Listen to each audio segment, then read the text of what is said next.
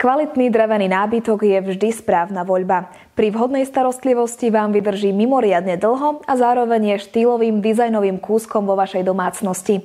Masívne postele, kuchynské stoly či iný drevený nábytok sa hodia napríklad do interiérov v severskom štýle, ale aj do tradične či moderne minimalisticky ladených interiérov. O nábytok z masívu sa však treba starať oveľa viac. Pri umiestnení, údržbe a starostlivosti o masívny drevený nábytok je potrebné dodržať určité zásady. Časti nábytku z masívneho dreva sú v moderných interiéroch používané čoraz častejšie.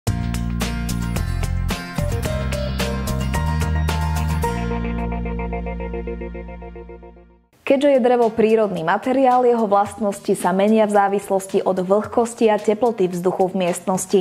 Veľké zmeny teploty a vlhkosti majú vplyv na štruktúru dreva a preto by sme sa im mali vyhýbať.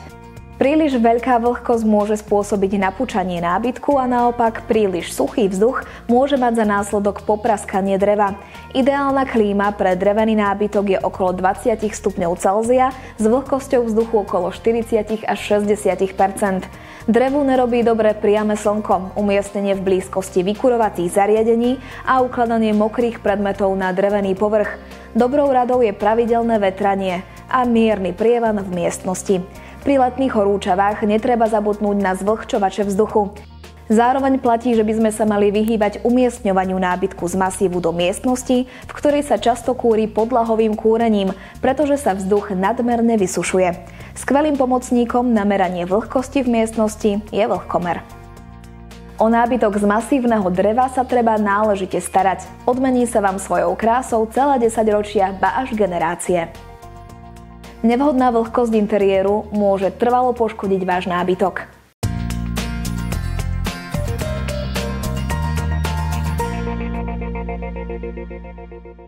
Voda, nepriateľ číslo 1.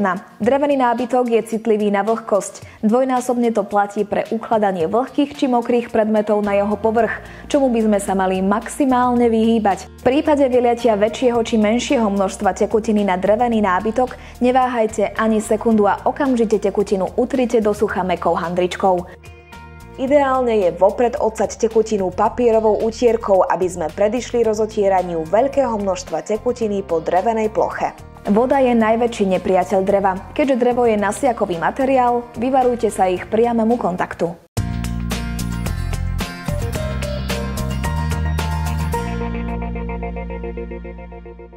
Priame slnečné slnko a tepelný zdroj môžu byť problém. Umiestnenie nábytku tiež podstatnou mierou vplýva na jeho životnosť, preto sa odporúča nábytok neumiestňovať tesne pri vykurovacích telesách a nevystavovať priamému slnečnému žiareniu. Ideálna vzdialenosť je minimálne 2 metre od zdroja tepla. Čo sa týka slnečného žiarenia, pôsobenie slnka nie je viditeľné okamžite a často sa prejaví až po mnohých rokoch, no napriek tomu mu môžete poľahky predísť používaním vhodných kozmetických prostriedkov. Priamému slnečnému kontaktu sa radšej vyvarujte, no ak to nie je možné, zvoľte vhodné preventívne ošetrenie proti vyblednutiu.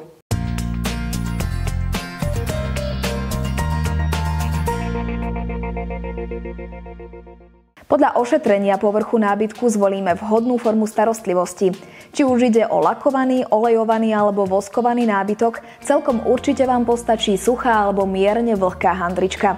Agresívne čistiace prostriedky ani mokrá handrička nie sú v žiadnom prípade vhodné.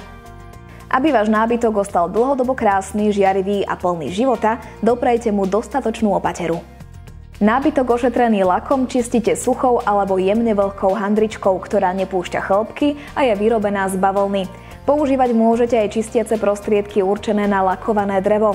Vyhýbajte sa abrazívnym prostriedkom, aby ste si zbytočne nevytvorili ďalší problém, ktorými by boli škrabance. Olejovaný nábytok má hodvábny povrch a zvýraznenú originálnu štruktúru dreva. Na bežnú starostlivosť vám úplne postačí suchá bavlnená handrička. Kvôli sviežemu prírodnému vzhľadu sa odporúča približne každé 3 mesiace naniesť handričkou ľanový olej alebo vosk. Voskovaný nábytok je oveľa citlivejší na teplotu. Na údržbu používame iba suchú handričku a na obnovenie lesku môžeme zvoliť renovačné prostriedky z vosku. Ako aj v ostatných prípadoch, ani tu nepoužívame agresívne prípravky a rozpúšťadlá.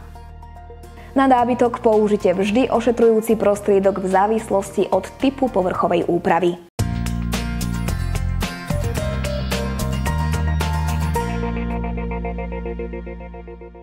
Škrabanec? Žiaden problém. Ak ste našli malý škrabanec, nebojte sa, máme pre vás radu. Stačí vám obyčajná dužina z orecha, vlašského či píniového. Pretrite škrabanec a pomocou oleja z orecha zvládnete ľahko zamaskovať aj malý škrabanec. Pri väčšom množstve škrabancov alebo ak sú hlbšie, skúste siahnuť po vosku určenom na opravu nábytku. Vyrábajú sa v rôznych farbách a odtieňoch, takže sa pokúste vybrať tú najvhodnejšiu.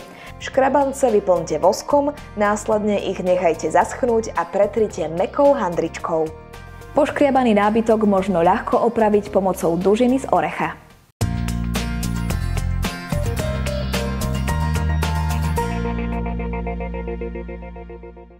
Ak budete dôslední v starostlivosti o váš nábytok a budete dodržiavať spomínané zásady, váš nábytok sa vám odvďačí krásnym vzhľadom celé 10 ročia, ba až generácie. Nie nadarmo sa nábytku z masívneho dreva hovorí i viacgeneračný nábytok. A aby ste nepremeškali ďalšie skvelé triky pre vašu domácnosť, nezabudnite sa prihlásiť na odber nášho kanála.